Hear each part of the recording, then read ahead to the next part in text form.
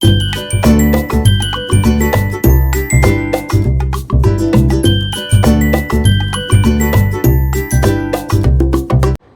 News channel நண்பர்களுக்கு வணக்கம். நண்பர்களே, நமது அரசு நமது கப்பற்படையை மேம்படுத்துவதில் அதிக கவனம் செலுத்தி வருகிறது. நண்பர்களே, ரஷ்யாவிலிருந்து புதிதாக தயாரிக்கப்பட்ட டெஸ்ட்ராயர் கப்பல்கள் இந்த வருடம் ஆகஸ்ட் அல்லது செப்டம்பர் மாதத்தில் ஒரு நம்பரும், டிசம்பர் மாதத்தில் மற்றொரு கப்பலும் இந்தியாவிற்கு வர உள்ளது. நண்பர்களே, 2018ஆம் ஆண்டு இந்தியா ரஷ்யாவிடம் ஒரு ஒப்பந்தம் செய்தது. இந்த ஒப்பந்தத்தின்படி மொத்தம் 4 கப்பல்கள் தயாரிக்கப்பட வேண்டும். இந்த 4 கப்பல்களில் 2 கப்பல்களை ரஷ்யா தயாரித்து வருகிறது. ரஷ்யா, உக்ரைன் ஆகிய 2 நாட்டுக்கிடையே நடந்த இந்த போரின் காரணமாக நமக்கு சப்ளை செய்ய வேண்டிய இந்த கப்பலின் காலம் தள்ளி கொண்டே வந்தது. நண்பர்களே, ஆகவே தற்போது ஒரு கப்பல் தயாரித்து முடிக்கப்பட்டு அங்கு ரஷ்யாவின் கடல் பகுதியில் அதற்கான சோதனை செய்யப்பட்டு வருகிறது. நமது கப்பல் கட்டும் தொழிலாளர்களும் என்ஜினியர்களும் அங்கு சென்று அந்த கப்பலை கட்டுவதற்கான முயற்சிகளில் ஒத்துழைப்பும் நல்கி வருகின்றனர். நண்பர்களே, இந்த கப்பலுக்கு தேவையான கேஸ் டர்பைன் என்ஜின் உக்ரைன் நாட்டிலிருந்து வர வேண்டும். ஆனால் உக்ரைனுக்கும் ரஷ்யாவிற்கும் போர் நடந்து வருவதால் உக்ரைனிலிருந்து இந்த என்ஜினை நேரடியாக ரஷ்யாவிற்கு நாம் வாங்க முடியவில்லை. ஆகவே 3வது நாட்டின் உதவியுடன் அங்கு பெறப்பட்டு அங்கிருந்து மீண்டும் இந்த என்ஜின்கள் கொண்டு வரப்பட்டு அது ரஷ்யா தயாரிக்கும் இந்த கப்பல்களில் பொருத்தப்பட்டு அவை இயக்கப்பட உள்ளன. நண்பர்களே, 2வது கப்பல் டிசம்பர் மாதம் நமது இந்தியாவிற்கு வரும் என்று தெரிகிறது. இந்த கப்பல்கள் தற்போது உலகத்திலேயே மிக முக்கியமான தொழில்நுட்பங்கள் அடங்கிய கப்பலாகவும் நவீன சென்சார்களை கொண்ட கப்பலாகவும் இந்த கப்பல் இருக்கும் என்று தெரிகிறது. இவற்றில் கூடுதலான ஆயுதங்களை பொறுத்துவதற்கும், இவற்றில் பிரம்மோஸ் ஏவுகணைகள் மற்றும் பாலிஸ்டிக் மிசைல்களை பயன்படுத்துவதற்கும் என பல வகையான தொழில்நுட்பங்கள் இந்த கப்பல்களில் உள்ளன. நண்பர்களே, மொத்தம் 2018ஆம் ஆண்டு 4 கப்பல்களை தயாரிப்பதற்காக நாம் ஒப்பந்தம் செய்திருந்தோம். அவற்றில் 2 கப்பல்கள் ரஷ்யா தயாரிக்கின்றது. மீண்டும் 2 கப்பல்கள் கோவா ஷிப்யார்ட் என்ற இந்திய அரசின் நிறுவனம் அதை தயாரித்து வருகிறது. இதற்கு தேவையான அனைத்து வகையான தொழில்நுட்பங்கள் அடங்கிய டிரான்ஸ்ஃபர் ஆஃப் டெக்னாலஜி என்று கூறுவோம் அல்லவா, தொழில்நுட்பங்களை நம்ம இந்தியாவிற்கு ரஷ்யா வழங்கி ரஷ்யாவின் ஒத்துழைப்புடன் இந்த 2 கப்பல்களும் கட்டப்பட்டு வருகின்றன. நண்பர்களே, இவ்வாறு நமது இந்தியா அதிகப்படியான கப்பல்களை நமது கப்பற்படைக்கு ஒதுக்குவதற்காக அதிக அளவில் முயற்சிகளை எடுத்துக்கொண்டு வருகின்றன. தற்போது நம்மிடம் 150க்கும் மேற்பட்ட கப்பல்கள் உள்ளன. 2030ஆம் ஆண்டிற்குள் 170 கப்பல்கள் இருக்கும் அளவிற்கும், 2035ஆம் ஆண்டில் 200 கப்பல்கள் இந்தியாவில் இருக்கும் வகையிலும் அதற்கான தயாரிப்பு பணிகள் வேகமாக நடைபெற்று வருகின்றன. தற்போது 67 கப்பல்கள் இந்தியாவிற்காக கட்டப்பட்டு வருகின்றன. நண்பர்களே, சைனா ஏற்கனவே 370 கப்பல்களை வைத்துள்ளன. 2025ஆம் ஆண்டில் 395 கப்பல்களை அது தயாரித்து விடும் என்று கூறுகிறார்கள். 2030ஆம் ஆண்டிற்குள் 435 கப்பல்களை சீனா வைத்திருக்கும் என்று கணக்கிட்டு அறிக்கையில் கூறுகின்றனர். நண்பர்களே, ஆனால் அமெரிக்கா தற்போது 300 எண்கள் தான் கப்பல்களை வைத்துள்ளன. அடுத்து 2030ஆம் ஆண்டிற்குள் 335 கப்பல்களை அதை கட்டி முடிக்கும் என தெரிகிறது. ஏனென்றால் அங்கு போதிய கப்பல் கட்டும் தொழிலாளர்கள் எண்ணிக்கை குறைந்து வருகிறது. அங்கு கப்பல்களை பராமரிப்பதற்கான வாய்ப்புகளும் அமெரிக்காவில் குறைந்து வருகிறது. நண்பர்களே, ஆகவே இந்த காரணமாகத்தான் அமெரிக்காவின் கப்பல்களெல்லாம் இந்தியாவிற்கு வந்து சென்னை காட்டுப்பள்ளியில் உள்ள எல்என்டி நிறுவனத்தின் கப்பல் கட்டும் மற்றும் கப்பல் ரிப்பேர் செய்யும் இடத்திற்கு வந்து அமெரிக்கா தனது கப்பல்களை அதை ரிப்பேர் செய்து எடுத்து செல்கிறது. அது மட்டும் இல்லாமல் தற்போது கொச்சின் ஷிப்யார்ட் அவற்றிலும் அமெரிக்க கப்பல்களை பழுதுநீக்கம் செய்வதற்காக அமெரிக்கா அக்ரிமெண்ட் இந்தியாவிடம் போட்டுள்ளது. அங்கேயும் ஒரு கப்பல் வந்து அங்கேயும் தற்போது அந்த கப்பலுக்கான ரிப்பேர் பணிகள் செய்யப்பட்டு வருகின்றன. நண்பர்களே, ஆகவே இந்திய கப்பற்படையை வலுப்படுத்துவதில் 2030ஆம் ஆண்டிற்குள் இந்தியாவில் அதிகப்படியான கப்பல்களை வைத்திருக்கும் அளவிற்கு நமது கப்பற்படை மிக அதிக வேகமாக நவீனப்படுத்தப்பட்டு வருகின்ற. நண்பர்களே, ரஷ்யாவிடமிருந்து நாம் மிக குறுகிய தொலைவிற்கான மிசைல்களை நாம் பெற்றுள்ளோம். இதற்கு இக்லா எஸ் என்று கூறுகிறார்கள். இது ஒரு மான்பாடு வகையை சேர்ந்த மிசைல்.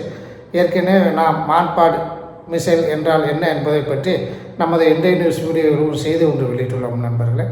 இந்த மான்பாடு என்பது 6 கிலோமீட்டர் தொலைவிற்குள் வரக்கூடிய மிக அருகில் வரக்கூடிய விமானங்கள் அல்லது மிசைல்கள் அல்லது ட்ரோன்கள் போன்றவற்றை நமது வீரர்கள் தனது தோள்பட்டையில் இந்த மான்பாடு மிசைலை வைத்துக்கொண்டு அவற்றை குறிநோக்கி சுட்டு அவற்றை வீழ்த்த முடியும். இவற்றில் சென்சார்களும் உள்ளன நண்பர்களே.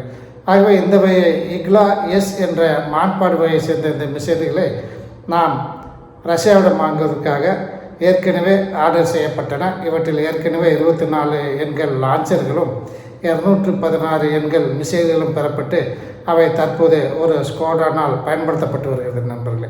அதுபோக தற்போது மீண்டும் 24 எண்கள் லான்ச்சர் மற்றும் 100 எண்கள் மிசைல்கள் என தற்போது 2வது முறையாக ரஷ்யா நமக்கு அனுப்பி வைத்துள்ளது நண்பர்களே. சென்ற நவம்பரில் இக்லா எஸ் என்ற மான்பாடை வாங்குவதற்காக நமது அரசு ரஷ்யா நாட்டிடம் ஒப்பந்தம் செய்திருந்தது. இவற்றில் மீது உள்ள ஏராளமான இந்த மான்பாடு வகையை சேர்ந்த இக்லா எஸ் என்ற மான்பாடு வகை மிசைல்களை நமது இந்தியாவிலேயே தயாரிப்பதற்கு தேவையான தொழில்நுட்பத்தையும் ரஷ்யா இந்தியாவிற்கு வழங்கியுள்ளது. அவை நமது நாட்டுக்கு தேவையான இந்த மிசைல்களையும் மற்றும் அந்த லான்ச்சர்களையும் சேர்த்து நமது இந்தியாவிலே தயாரித்து நாம் பயன்படுத்தப்பட உள்ளோம் நண்பர்களே. தற்போது சென்ற மாதம் மார்ச் 28ஆம் தேதி அன்று உக்ரைன் நாட்டைச் சேர்ந்த வெளியுறவுத்துறை அமைச்சர் குபேலா என்பவர் இந்தியாவிற்கு வந்து நமது வெளியுறவுத்துறை அமைச்சர் திரு ஜெய்சங்கர் அவர்களிடம் பேச்சுவார்த்தை நடத்தினார் நண்பர்களே. அவர் வந்ததன் நோக்கம் இரு நாடுகளுக்கு இடையான வர்த்தகத்தை மேம்படுத்துவது, உறவுகளை சீர்படுத்துவது என்ற அடிப்படையில் வந்ததாக அவர் தெரிவித்தார். ஆனால் உண்மையில் அவர் அவ்வாறு வந்ததாக தெரியவில்லை நண்பர்களே.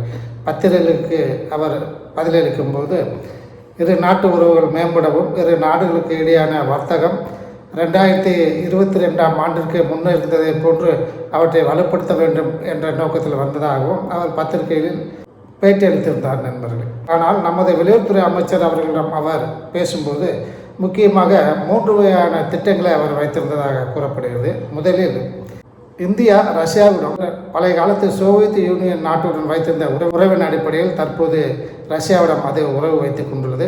ஆனால் பழைய சோவியத் யூனியன் மறைந்து பல காலங்கள் ஆகிவிட்டன. ரஷ்யாவிடம் உண்டான அந்த உறவு இந்தியா சற்று குறைத்து கொள்ள வேண்டியிருக்கும் என்று அவர் கருத்து தெரிவித்துள்ளார் நண்பர்களே.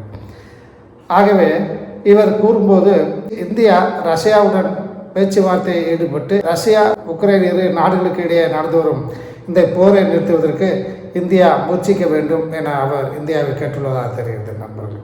இரண்டாவதாக உக்ரைன் தரக்கூடிய இந்த போர் நிறுத்த ஒப்பந்தத்தின் அடிப்படையில் இந்தியா பேச்சுவார்த்தைக்கு உட்கார்ந்து இந்த போரை ரஷ்யா நிறுத்துவதற்கு வேண்டிய அனைத்து வகையான அழுத்தத்தையும் ரஷ்யாவிற்கு இந்தியா வழங்க வேண்டும் என இரண்டாவதான ஒரு கோரிக்கை வைத்துள்ளார் நண்பர்கள்.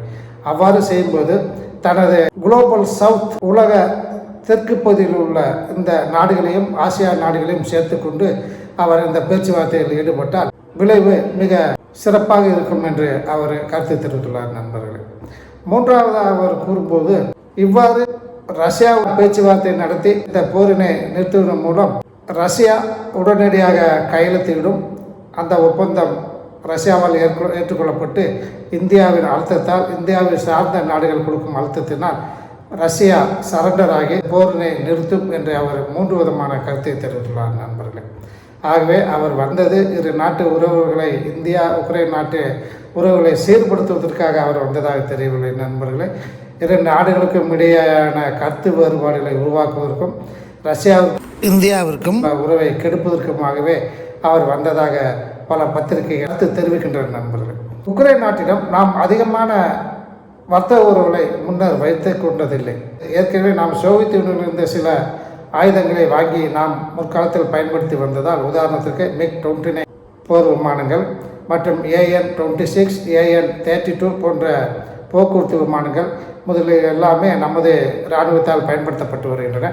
இவற்றுக்கு தேவையான சில பாகங்கள் சோவியத் யூனியனாக இருந்த உக்ரைன் நாட்டில் இருந்தது. ஆகவே உக்ரைன் நாட்டிலிருந்து நாம் இந்த MiG-29 MiG-29 என்று சொல்லக்கூடிய அந்த போர் விமானங்களுக்கு தேவையான தொழில்நுட்பங்கள் மற்றும் உதிரிப்பாங்கள் AN-32, AN-26 போன்ற விமானங்களுக்கு தேவையான உதிரிப்பாங்களெல்லாம் நாம் உக்ரைனிலிருந்து வாங்க வேண்டிய ஒரு கட்டாயம் ஏற்பட்டது நண்பர்கள்.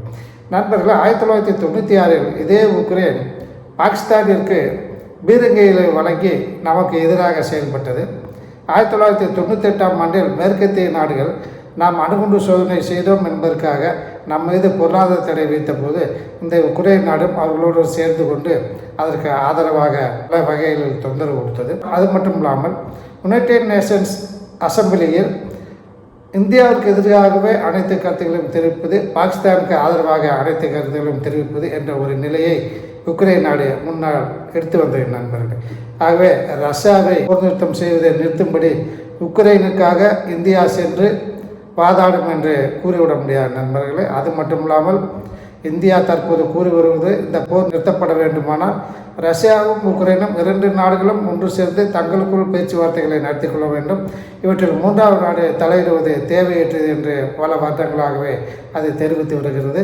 ஆகவே ரஷ்யா இல்லாமல் இந்தியா எந்த பேச்சுவார்த்தைகளையும் ஈடுபடாது நண்பர்களே. ஆகவே தற்போது வந்த உக்ரைன் நாட்டு வெளியுறவுத்துறை அமைச்சர் நமது ரஷ்யா இந்தியா ஆகிய 2 நாடுகளுக்கு இடையேயான உறவை கெடுக்கும் வகையில் அவர் வந்துள்ளதாக தெரிகிறது நண்பர்களே. இத்துடன் இன்றைய நியூஸ் இந்த வீடியோ செய்தியை முடித்துக் கொள்ளலாம். நன்றி, வணக்கம்.